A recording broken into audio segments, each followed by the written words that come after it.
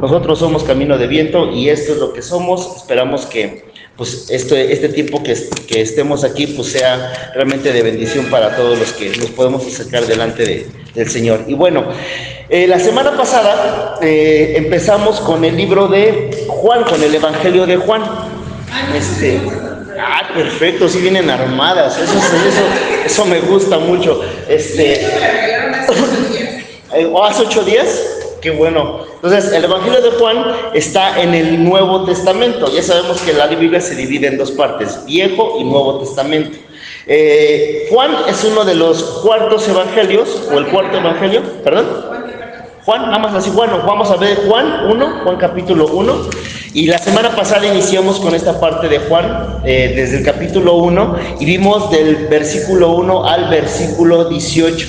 Y hoy vamos a continuar, hoy vamos a terminar el capítulo 1 y nos vamos a enfocar en esta parte del versículo 19 al 51. Aunque parece largo, vamos a ver algunos puntos que el Señor nos viene a mostrar, nos viene a enseñar, porque creo yo que es de gran importancia conocer cada uno de los evangelios, y esa es una de nuestras tareas, enseñar la palabra de manera expuesta, de manera expositiva, para que la podamos entender, para que no solamente desmembremos versículos y no solamente veamos algunas partes del evangelio, sino que empecemos a ver el evangelio completo y lo que el Señor está empezando a enseñar. Así es que bueno, ya estamos todos en Juan, ¿sí? Sí. Sí, Juan, exactamente. Sí, eso es cierto. Entonces, Juan, el número grande. Y que bueno, pues los demás están bien padres, pero este evangelio, explicábamos la vez pasada, que el evangelio de Juan tiene un propósito fundamental. ¿Cuál es este propósito fundamental? Enseñar que Jesús es Dios, que Jesús es el Señor. Eso nos viene a enseñar el Evangelio de Juan. Cada uno de los evangelios, lo que es Mateo, lo que es Marcos, lo que es Lucas, lo que es Juan, tienen propósitos específicos. En este caso, Juan, explicábamos que tiene este propósito de enseñar que Jesús es Dios. ¿Por qué? Porque antes había comunidades de ya creyentes que decían que Jesús pues no era Dios, que solamente era un profeta, que solamente era una persona que venía a anunciar cosas, etcétera, pero no lo veían como Dios. Pero en este caso, Juan escribe hechos o escribe cosas que en su 90% no están escritas en los demás evangelios, o sea, no están escritas en demás lugares. Entonces vamos a ver qué es lo que nos quiere enseñar Juan, porque lo que estamos leyendo son casi cosas como inéditas. Es como si nos enseñaran, ¿se acuerdan de las novelas? Por ejemplo, ¿alguien se acuerda de la novela de Cuna de Lobos? Tiene añísimos, ¿no? Y después se acuerdan que salió otra versión que no me acuerdo cómo se llama, con otros diferentes actores, ¿no? Y le cambiaban, ¿no? Le cambiaban la trama. Yo me acuerdo mucho que, por ejemplo, no recuerdo si mi mamá o mi abuela me decían, no, es que ya le cambiaron la historia, o sea, sí se la aprendían bien, ¿no? Entonces, y pasa lo mismo, porque a lo mejor si observamos los otros evangelios, decíamos, es la historia de Jesús, sí, pero hay diferentes cosas, cada uno lo explica de una manera y cada uno tiene un propósito específico. Así es que vamos a continuar con este libro, y dice en Juan 1, versículo 19, dice, este es el testimonio de Juan cuando los judíos enviaron de Jerusalén sacerdotes y levitas para que le preguntasen, ¿tú quién eres? Confesó y no negó, sino confesó, yo no soy el Cristo. Y le preguntaron, ¿qué pues? ¿Eres tú Elías? Dijo, no soy. ¿Eres tú el profeta? Y respondió, no. Y le dijeron, pues ¿quién eres? Para que demos respuesta a los que nos enviaron. ¿Qué dices de ti mismo? Y dijo, yo soy la voz de uno que clama en el desierto, enderezad el camino del Señor, como dijo el profeta Isaías. Vamos a orar y vamos a poner este tiempo en manos de Dios. Padre, en el nombre de Jesús hoy te damos las gracias, Señor, por tu palabra. Gracias, Señor, por este tiempo que disponemos para el conocimiento, Señor, de la misma, Señor. Hoy te pedimos, Espíritu Santo, que tu palabra haga su obra en nuestros corazones, Señor. Que tu palabra, Señor, haga lo que ella misma dice que hace, que redarguye, que corrige, que enseña, que ministra nuestras vidas, que puede ayudarnos a discernir las intenciones de nuestro corazón y nuestros pensamientos, Señor. Hoy te pedimos que esta palabra, Señor, que vamos a ver durante estos minutos, pueda ser como una espada cortante, Señor, que penetre, Señor, hasta las coyunturas, Padre, que nos ayude el día de hoy a discernir eso, los pensamientos y las intenciones que tenemos, Señor.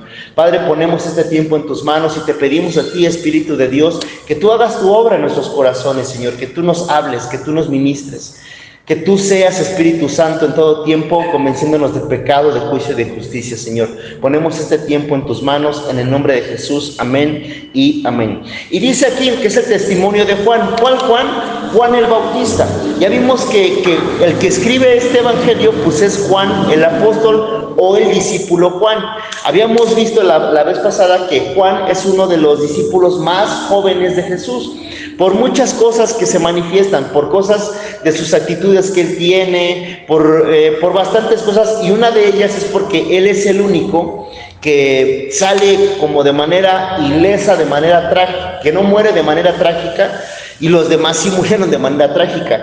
Y él tiene la oportunidad de relatarnos esto, que no viene escrito en otros evangelios más que en el de él. Pero dice el testimonio de Juan, que Juan habla de Juan el Bautista. Juan el Bautista sabemos que es este personaje que predicaba a orillas del río Jordán, y él predicaba de manera fuerte. Dice las escrituras que él se vestía de pieles, que él se vestía de cosas pues medias extrañas, de pieles de animales, y que este Juan que estamos viendo y observando aquí, daba este testimonio de Jesús.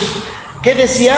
No, ni él mismo, que era su primo, era casi era su primo de Jesús, ni él mismo sabía que su primo Jesús era el Salvador. Él no sabía, pero él dice, él da un testimonio. Juan el Bautista está dando un testimonio, y le envían a Juan algunas personas que le empiezan a cuestionar: ¿quién eres tú? ¿Quién eres? ¿Quién rayos eres? Porque tenemos la duda de que tú eres el Hijo de Dios. Unos dicen que tú eres Elías, otros dicen que tú eres un profeta. Le preguntan a Juan el Bautista: ¿quién eres? Pero Juan el Bautista, chécate lo que dice en el versículo 11, en el 20, dice: confesó y no negó, sino que confesó: yo no soy el Cristo. O sea, Juan el Bautista dijo: yo no soy el Cristo. Yo soy quien solamente está anunciando. Y le vuelven a preguntar y le dicen: bueno, entonces ¿eres Elías? Y dice, vemos ya cómo responde, dice: no soy. Y dice, y respondió: ¿eres el profeta? Y ya dice como que no, casi como: yo no soy el Cristo. ¿Eres Elías? No, no soy yo. ¿Eres el profeta? No. Así como de, ya, o sea, ¿qué quieren? Estos cuates que le van a preguntar son los llamados fariseos. ¿Quiénes son los fariseos? Eran los religiosos de aquel tiempo. Yo le llamo, no me vean feo, yo le llamo los cristianos de aquel tiempo. ¿Por qué? Porque hoy en día los creyentes, o los que creemos, o los que nos llamamos cristianos, encontramos bastantes fallas y bastantes cosas en muchísimas obras, ¿no? Que no se puede bailar, que no se puede hacer esto, que no se puede vestir de tal manera. O sea, yo creo que si a lo mejor uno de estos fariseos de este tiempo me ve vestido así, hablando de la palabra, yo creo que ya me hubieran expulsado del templo, ¿verdad? O sea, ¿por qué? Porque eran personas sumamente religiosas. Ahora bien, no los juzguemos tampoco, porque ellos en su contexto lo que hacían era tratar de enseñar también la palabra, pero como ellos lo habían aprendido de una manera rigurosa y dura. Entonces por eso van y le preguntan a Juan, Juan que lo veían así como tipo, lo vuelvo a repetir, vestido de pieles de animales, diciendo: arrepiéntanse, y los bautizaba en agua. Ahora bien, los judíos solamente bautizaban a los que no eran judíos, o sea, a los gentiles. Es decir, por ejemplo, personas, si a lo mejor un judío se casaba con una que no era judía, ella la tenían que bautizar, o sea, entraba en esta parte, o viceversa, o alguien se quería añadir a su cultura y a su religión, si lo bautizaban. Entonces se les hacía extraño que este hombre bautizara en agua. Por eso van y le preguntan: ¿eres el Cristo? No. ¿Eres Elías? No, pues tampoco. Pero entonces aquí nos está enseñando algo muy sustancial Juan el Bautista, que él está dando un testimonio. Fíjate lo que continúa diciendo, dice: yo soy la voz de uno que clama en el desierto, en el versículo 23, enderezad el camino del Señor, como dijo el profeta Isaías. Y dice aquí en el 24, y los que habían sido enviados eran los fariseos. Y le preguntaron y le dijeron: ¿por qué pues bautizas si tú no eres el Cristo, ni Elías, ni el profeta? Y Juan el Bautista le respondió diciendo: yo bautizo con agua, mas en medio de vosotros, escuchen, mas en medio de vosotros está uno a quien vosotros no conocéis. Casi Juan estaba lanzando como una adivinanza de decir, está uno entre vosotros. Supongamos que yo me quiero imaginar que esta escena, está Juan en el río, llegan y le preguntan: ¿quién eres tú?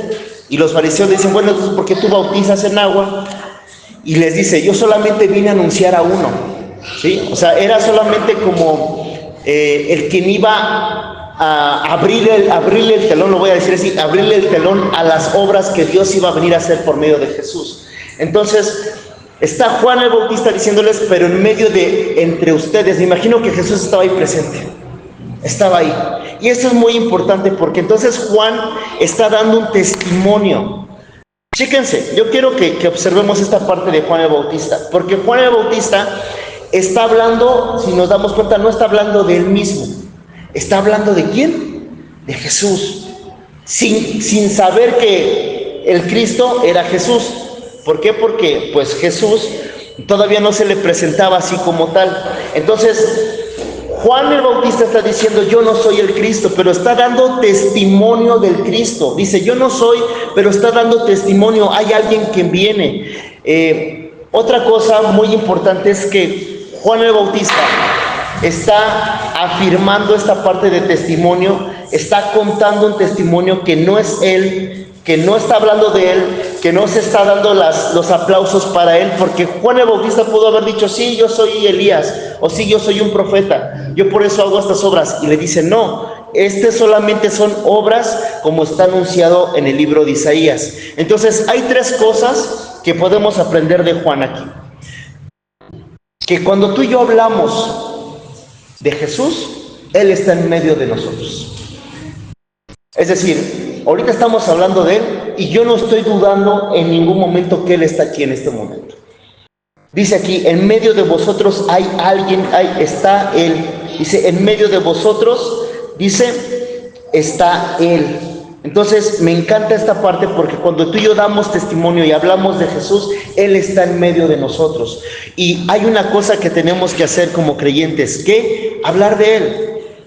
¿Qué es lo que va a dar sanidad a tu corazón y al mío? Es hablar de Él, conocerle más a Él. Porque Juan el Bautista pudo haber dicho: sí, arrepiéntanse, yo les voy a reafirmar el ánimo. ¿Y cuántas personas, por ejemplo, tú entras a TikTok, entras a Facebook, y cuántos animadores no hay, ¿no? De hecho, hay personas que ganan una fortuna con conferencias que van y te levantan el ánimo, ¿no? Sí, ay, no, sí, qué padre, wow, que fulano de tal, y publicamos frases, ¿no? Esta frase la dijo fulanito de tal, wow, y sí te alimenta, hasta la pones de estado, y más si habla de estar en contra de alguien, ¿no? Y más si habla de chismes, ¿no? No, eso es otro tema. Entonces, pero solamente son motivadores, solamente son personas que nos están alimentando un ratito el ego. Jesús no vino a eso. Y Juan el Bautista está citando, número uno, está citando la Escritura. No está hablando de él mismo, está citando la Escritura. Dice en Isaías 40, esto. Enderezad el camino, yo soy ese que vino a anunciar. Otra cosa que nos ayuda a dar testimonio es apuntar a las acciones. ¿Qué quiere decir esto? Apuntar a las acciones. Por ejemplo, Juan el Bautista está hablando de el Cristo, pero los demás están viendo las acciones que Juan el Bautista toma. Por ejemplo, supongamos que Juan el Bautista fuese un borracho de aquel tiempo, que Juan el Bautista quizás estaba hablando de manera grosera y estaba hablando así bien cañón, ¿no? Que a lo mejor Juan el Bautista estaba rodeado de otras personas y no sé, o sea, podemos decir muchas cosas, que quizás maltrataba a las personas, que quizás humillaba a sus parientes cercanos, no sé. ¿Habría testimonio en él? Claro que no. ¿La gente le creería que estaría hablando del Cristo? Claro que no. ¿Por qué? Porque cuando hablamos de Jesús o cuando apuntamos hacia el Señor, nuestras acciones tienen que reflejar nuestras palabras, o nuestras palabras deben ser reflejadas con nuestras acciones. Eso es un punto importante. Y número 3, Juan el Bautista está apuntando hacia Jesús, no está apuntando hacia él mismo. Yo he escuchado bastantes personas que, lo vuelvo a repetir, pues yo ahorita pudiera yo narrarles mi vida, ¿no? Y pudiera estar, no, es que sí, está muy padre. Y eso lo hacen mucho los grupos de Alcohólicos Anónimos, que se suben a una tribuna y cuentan su vida, etcétera, y sirve mucho de parte terapéutica, pero no lo es todo, porque lo que realmente está alimentando el corazón de esas personas que están ahí es que están escuchando que va a venir el Cristo, va a venir el enviado a sus vidas y está en medio de ellos. Y fíjate lo que continúa diciendo, dice en el versículo 26, dice: Juan le respondió diciendo: yo bautizo con agua, mas en medio de vosotros está uno a quien vosotros no conocéis. Este es el que viene después de mí y el que es antes de mí, del cual yo no soy digno de desatar la correa del calzado. Esto es muy padre. Lo que está diciendo Juan el Bautista es muy padre. Dice, estuvo antes de mí. O sea, date cuenta, dice, viene después de mí, pero estuvo antes de mí. O sea, habla de este personaje llamado Cristo, llamado Jesús, que estuvo desde el principio, desde el inicio de la era. Dice, estuvo antes de mí, y dice, el cual no soy digno de desatar la correa del calzado. Ahora bien, esto de desatar la correa del calzado es casi, lo voy a ejemplificar así, no me juzguen, pero es casi así como si hoy dijera, el que viene, yo no soy digno de irle a levantar el excremento de sus perros.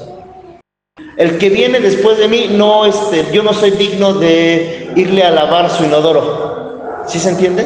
O sea, porque esta parte de desatar la correa del calzado era una parte muy humillante. Era una parte que solamente los esclavos hacían. Y Juan dice, yo no soy ni digno, casi yo no soy ni digno de ser esclavo de esto.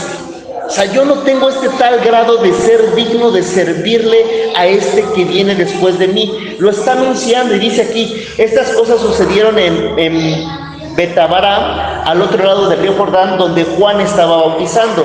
Y dice en el versículo 29, dice algo muy padre, dice, el siguiente día vio Juan a Jesús que venía a él. O sea, Juan el Bautista ve a Jesús que viene a él. Ya les habíamos dicho que Juan es primo de Jesús. Viene a él y le dijo, he aquí el Cordero de Dios que quita el pecado del mundo. O sea, aquí no está narrando el bautizo de Jesús, pero aquí Juan ya nos está como resumiendo que Jesús viene delante de Juan el Bautista y Jesús viene y se presenta delante de su primo que estaba bautizando con agua, se presenta y es bautizado. De hecho hay otro relato donde ya vemos que le dice, oye, pero no, tú me debes de bautizar a mí. Y dice, no, tú haz las obras, o sea, tú bautízame. Es importante que lo hagas. Y ya recordamos el relato que si alguno lo conocemos, que Jesús lo bautiza, es sumergido en agua. Tiene esta parte de inmersión en agua y cuando sale del agua dice la Biblia que el Espíritu Santo en forma de paloma, es ahí donde retratamos al Espíritu Santo en forma de paloma, pero que no es una paloma, viene sobre de él y reposa y dice, se escucha una voz que dice, este es mi Hijo amado en quien yo busco complacencia o en quien yo me complazco. Entonces aquí ya Juan lo está resumiendo y dice, Juan vio a Jesús que venía a él y le dijo, he aquí el Cordero de Dios que quita el pecado del mundo. Entonces Juan ya reconoce quién es Jesús, quién era su primo. Lo está reconociendo, dice, he aquí el Cordero que quita el pecado del mundo. Este es aquel de quien yo dije, después de mí viene un varón, el cual es antes de mí, porque era primero que yo, y yo no le conocía. Mas para que fuese manifestado Israel, por esto vine yo bautizando con agua. También dijo Juan testimonio diciendo, vi al Espíritu que que descendía del cielo como paloma y permaneció sobre de él y no le conocía. Dice, yo no le conocía, pero el que me envió a bautizar con agua, aquel me dijo, sobre quien veas descender el Espíritu y que permanece sobre él, ese es el que bautiza con el Espíritu Santo. Y yo le vi y he dado testimonio de este, que es el Hijo de Dios. Entonces, Juan el Bautista está diciendo, es él. Dice, yo no le conocía. O sea, era su primo, pero no sabía que él era el Cristo. O sea, ¿sí se entiende esto? Entonces, él de repente ve y se le queda viendo, y me imagino que se le queda así con gran asombro, y ve que él entra al agua así y él lo reconoce. Dice, tú bautízame a mí. No, tú bautízame. Me imagino que está esta discusión que tienen, y es bautizado, y narra Juan cómo viene él, el Espíritu sobre de él y permanece sobre de él. Y vemos esta parte muy importante, dice el Cordero de Dios. Ahora, dice, este es el Cordero de Dios que quita el pecado del mundo. A lo mejor tú y yo pensamos que nuestro mayor problema es nuestro... ¿Quién está casado? Juntado. Divorciado. Ok. A lo mejor nuestro mayor problema es pensar que la expareja es el problema, ¿no? ¿no? Luego hasta le ponen apodos. No voy a decir el apodo, pero yo he escuchado cómo le ponen a los ex. O si no, luego pensamos que el problema es nuestro cónyuge, ¿no? Así de, ¡ay! Me deja aquí todo tirado, ¿ya viste? ¿No? O pensamos que es la suegra, ¿no? O el suegro. O pensamos que son los vecinos. O pensamos que es la tía el que se mete en todo. No sé. Pero no. Ese no es el problema. O pensamos que nuestro problema es a lo mejor una deuda que tenemos. O nuestro problema es quizás algún problema familiar. No sé qué pensemos que es nuestro problema, pero te voy a decir algo, ese no es tu problema. Nuestro mayor problema es este que está aquí. ¿Cuál? Nuestro pecado. Ese es nuestro mayor problema. ¿Por qué? Porque ese se anida en nuestro corazón. Dice que Él es el Cordero de Dios que vino a quitar el pecado del mundo. Ahora, ¿por qué el Cordero? Lo platicábamos la vez pasada. El Cordero es este símbolo que los judíos utilizaban antes para que el Cordero, inclusive tenían que llevarlo unos días antes a su casa y convivir con el Cordero ellos, para que los pecados de toda la familia sean puestos en ese cordero y era sacrificado. Ahora, no buscaban cualquier cordero, era un cordero perfecto, sin mancha, era un cordero bonito. A mí me ha tocado ver corderos o borregos, cuando hemos ido más allá al pueblo de mi papá y todo, que de repente están todos mal, ¿no? Que de repente nacen con una malformación. Mi papá tenía uno que lo había mordido un perro y quedó así todo chueco y caminaba así chueco y nos daba miedo porque ¡ay! Se veía feo cómo caminaba, ¿no? Entonces, pero ellos buscaban un cordero bueno, un cordero limpio, un cordero perfecto. Y si nos damos cuenta, Jesús era eso, era alguien perfecto, alguien sin mancha, no tenía problema, no tenía pecado, no tenía mancha. Dice, sí, era 100% humano, pero era 100% Dios. Eso es lo grandioso de nuestro Señor. Ahora bien, cuando este cordero lo seleccionaban, ya lo habíamos platicado, los corderos eran seleccionados en Belén. De ahí venían todos los corderos que iban a ser sacrificados. Cuando yo iba a buscar un cordero, tenía que ir a Belén por uno y me lo traía para que fuera sacrificado en el templo. Ya lo vimos otra vez, Jesús nace en Belén, Jesús es puesto en un pesebre, así como este cordero cuando nacía era puesto en un pesebre y envuelto en sábanas blancas, y eso era el símbolo de que ese cordero iba a ser para sacrificio de pecados. Y dice Juan el Bautista, este es el Cordero de Dios. Me imagino que los demás no entendían, así de, pues sí es el Cordero de Dios, pero ¿y qué? Y yo también no lo entendía hasta hace poco, porque decir el Cordero de Dios, o sea, él ya estaba reconociendo que Jesús iba a ser ese Cordero que iba a ser sacrificado para resolver el mayor problema que teníamos los hombres, que es el pecado. Entonces, Él tiene el poder de liberarnos de este pecado, Él tiene el poder de liberarnos de esta circunstancia difícil en nuestro corazón. Y Juan está interesadísimo en algo primordial. ¿En qué? En que sigan a Jesús. No en que lo sigan a Él, en que sigan a Jesús. Ahora bien, nos podemos poner a pensar aquí, ¿qué es lo que tú y yo todavía consideramos como un problema fuerte en nuestra vida. ¿Qué es? Porque si tú y yo no consideramos que el pecado es el verdadero problema de nuestra vida, de nuestra existencia, posiblemente no vamos a poder entender qué es lo que está ocurriendo en nuestro entorno. Porque date cuenta, hay bastantes cosas que están sucediendo allá afuera ahorita en este momento a causa del pecado. Hay bastantes circunstancias que se están sufriendo en las familias a causa del pecado. Hay bastantes situaciones fuertes que están aconteciendo en los núcleos familiares a causa del pecado. Entonces, eso es lo más importante que tenemos que resolver. ¿Y quién lo viene a resolver? ¿Nosotros mismos? No. ¿Quién lo viene a resolver? Jesús. Él lo viene a resolver. Y fíjate lo que continúa diciendo en el versículo 35. Dice, el siguiente día, otra vez estaba Juan. Y lo vuelve a decir, estaba Juan el Bautista y 2 de sus discípulos, mirando a Jesús que andaba por allí, dijo, he aquí el Cordero de Dios. Y lo vuelve a reafirmar, se lo está diciendo a 2 de sus discípulos, he aquí el Cordero de Dios. Los discípulos, quizás, lo vuelvo a repetir, no lo entendían, decían, ¿qué es esto? O sea, no lo captamos. O sea, ¿me estás diciendo que este hombre es un cordero o cómo? O sea, sí. Juan el Bautista ya sabía lo que Jesús iba a pasar.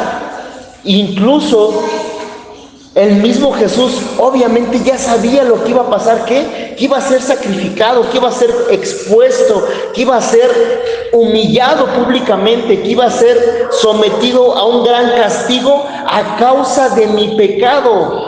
O sea, esta cruz que ponemos aquí no solamente es como de adorno, es algo que nos recuerda que verdaderamente el Señor estuvo en un madero y dio absolutamente toda su sangre para que tú y yo tuviéramos vida y vida en abundancia.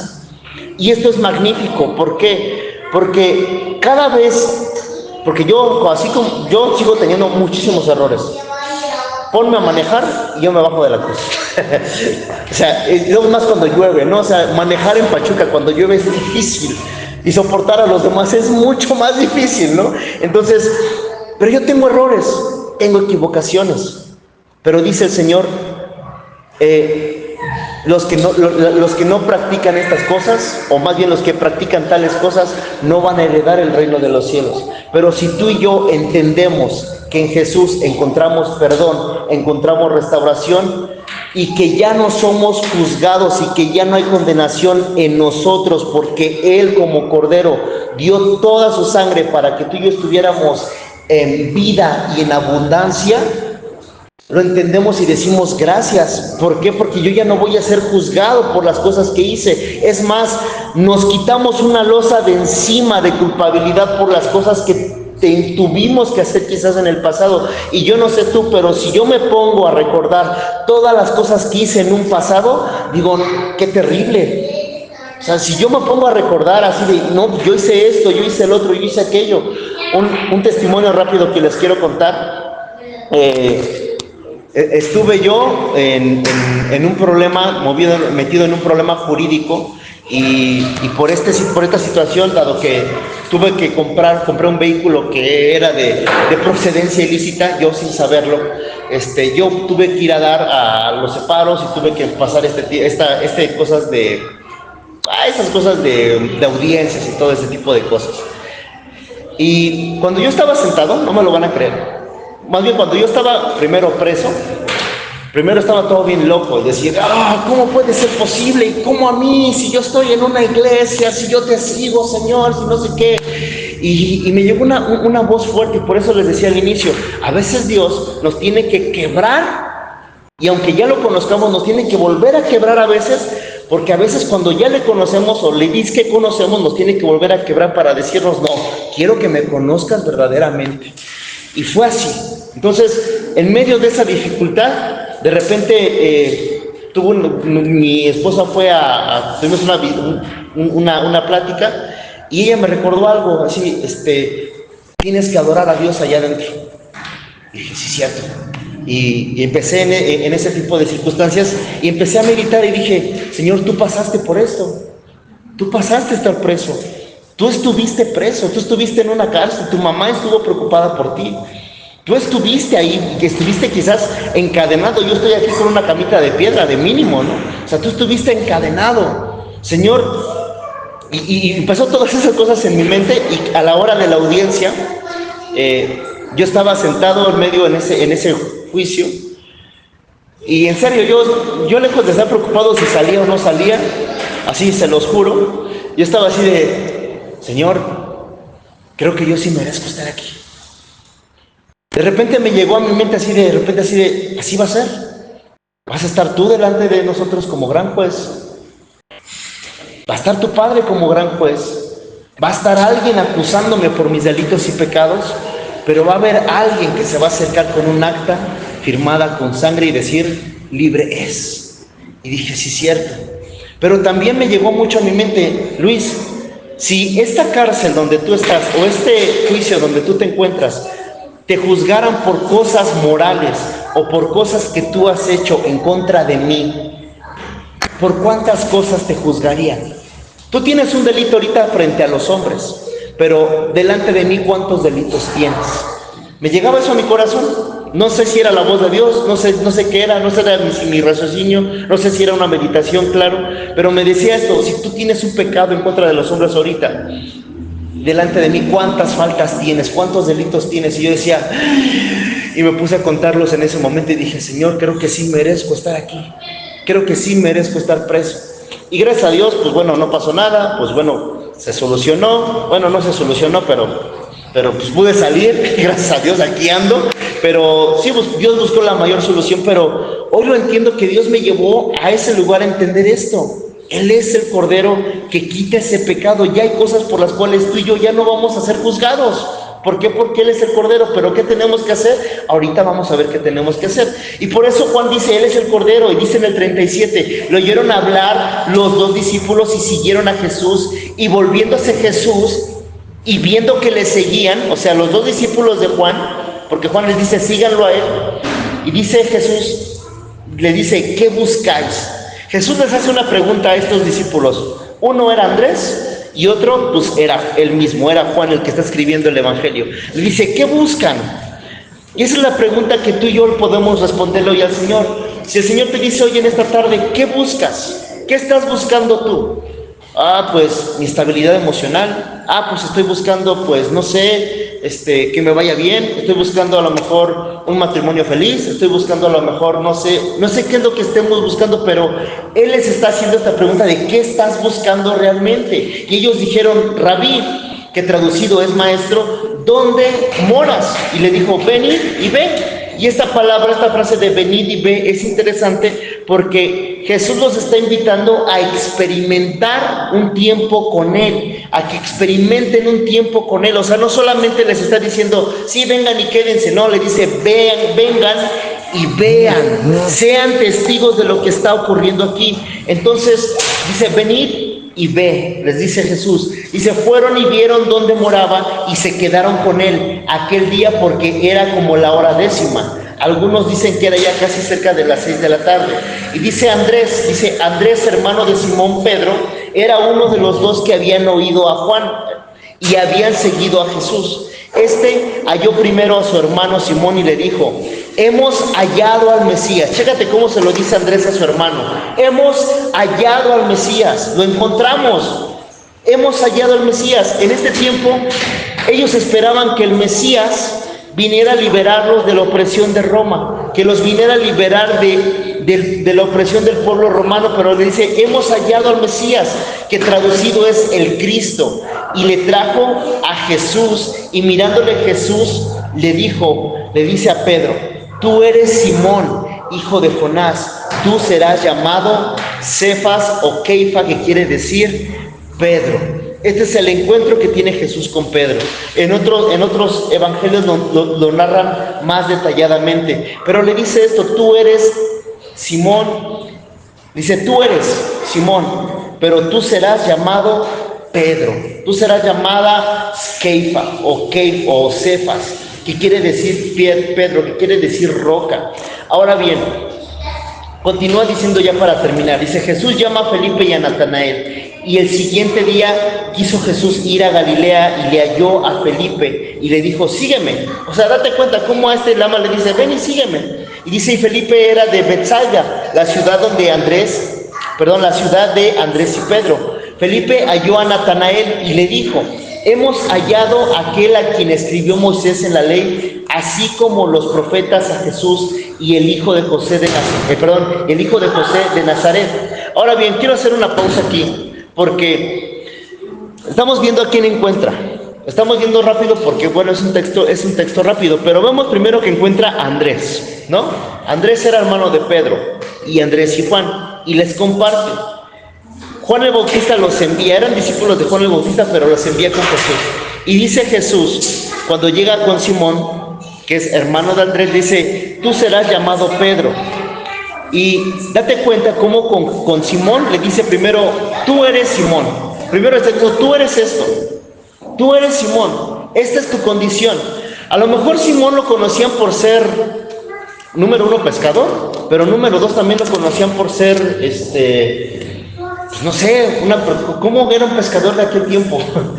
A lo mejor una persona que le entraba mucho al trago, que a lo mejor de repente como que le entraba al fuego, no sé, no sabemos cómo era Pedro, pero dice: tú eres esto, pero serás, o sea, te voy a cambiar tu identidad. A lo mejor tú y yo venimos hoy con una mentalidad, con unas etiquetas donde nos han puesto que quizás tú y yo venimos, que somos perdedores, que somos rechazados, que somos personas que no podemos, que no valemos, que no vamos a poder hacer tal circunstancia en nuestra vida. Pero hoy el Señor nos dice: tú eres esto, pero vas a ser Pedro. Vas a ser una persona que le va a servir al Señor. Vas a ser aquel personaje o aquel hombre o aquella mujer que va a ser de gran galardón para el Señor, que va a ser usado por el Señor. Pedro fue un hombre que fue usadísimo por el Señor. Casi Jesús le está diciendo en este momento: tú eres Simón, pero tú eres Pedro.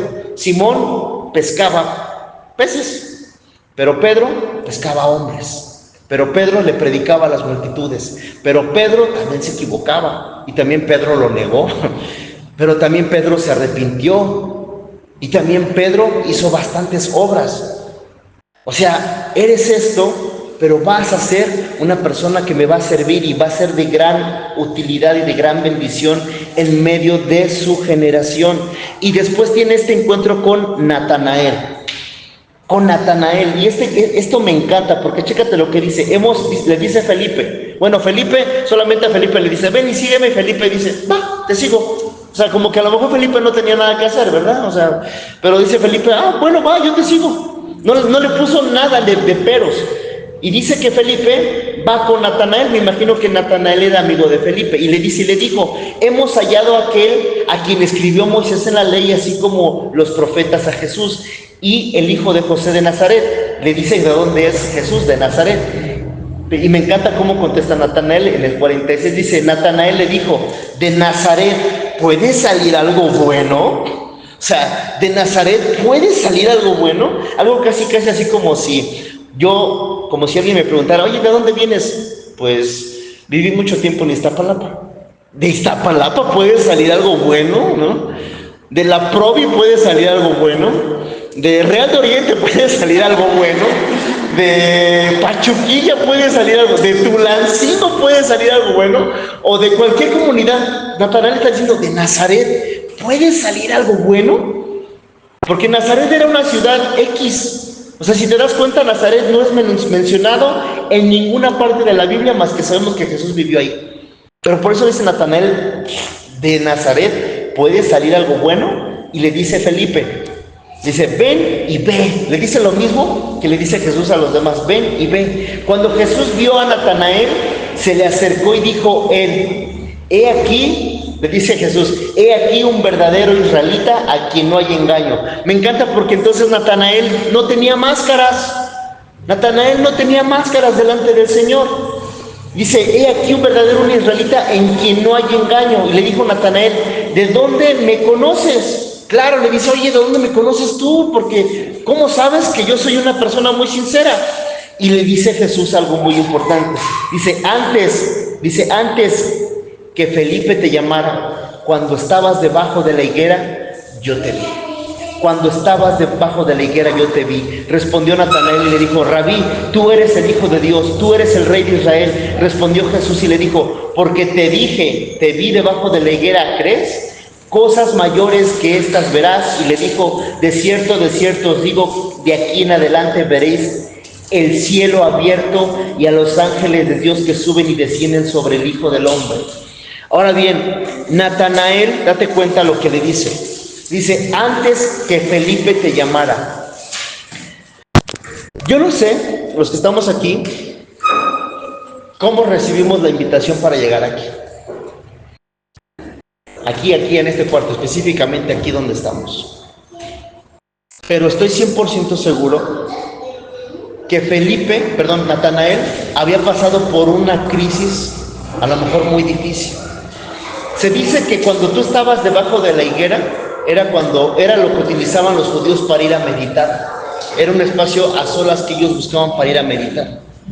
Entonces le dice Jesús: cuando estabas debajo de la higuera, yo te vi.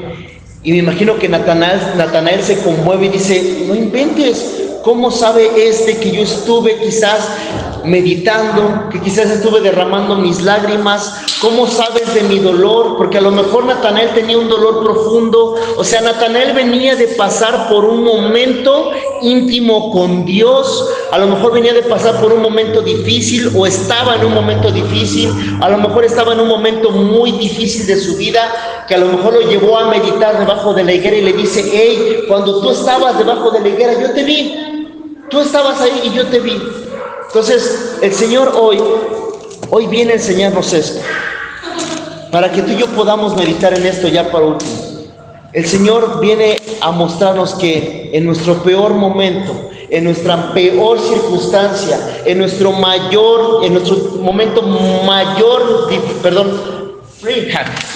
momento muy difícil, Él nos ha visto. Y Él quiere traer sanidad a nuestro corazón, y Él quiere traer sanidad a nuestra mente, y Él quiere traer sanidad a nuestro ser, porque en nuestro momento más difícil Él nos ha visto.